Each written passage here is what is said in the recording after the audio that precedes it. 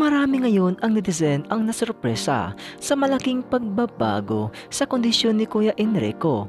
Maging ang kanyang mga kapatid na lalaki na sina Kuya Brian, Kuya Alex at si Kuya Jano ay hindi makapaniwala sa malaki at magandang resulta sa pangangalaga ng mga taong tumutulong sa magkakapatid.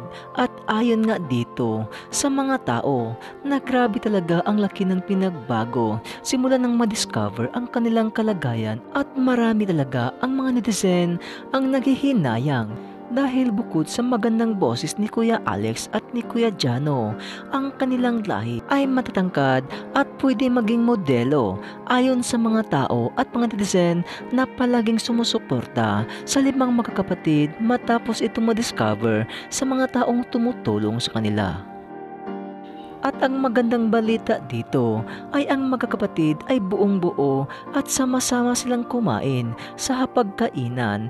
Ito talaga ang gusto ng mga netizen, na makikita nila ang magkakapatid na sabay-sabay kumain at lahat sila ay masigla dahil sa mga tulong ng mga tao.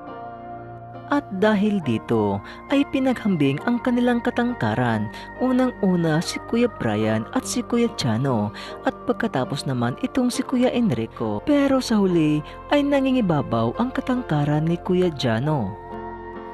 Panalo man si Kuya Jano sa katangkaran, ngunit sa kantahan ay hindi nagpapahuli si Kuya Alex dahil kumanta siya ng paborito niyang banda na Air Supply na Someone Who Believes in You.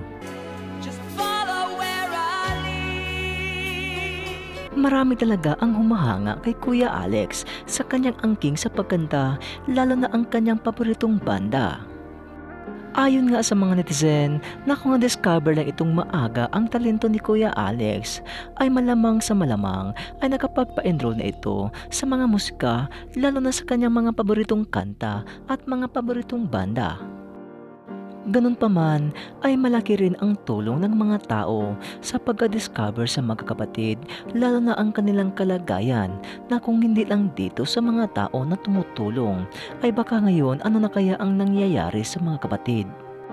Gayon pa man, marami pa rin ang nagpapasalamat dahil hindi man na-discover ng maaga ang talento ni Kuya Alex sa kanyang angking sa pagkanta, pero natulungan naman ang kanilang kalagayan, lalo na ang kanyang Kuya Enrico na ngayon ay apektado talaga sa mga pangyayari.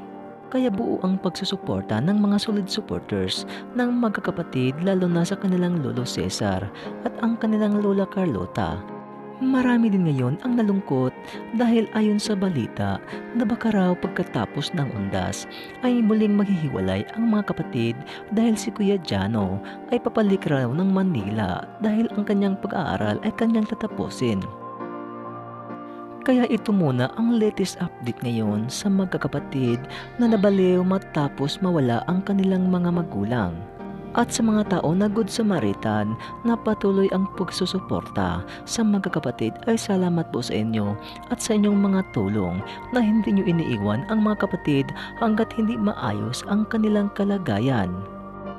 Kaya naman sana ay patuloy na ang kasiglahan ni Kuya Enrico para manumbalik ang kanyang dating sigla.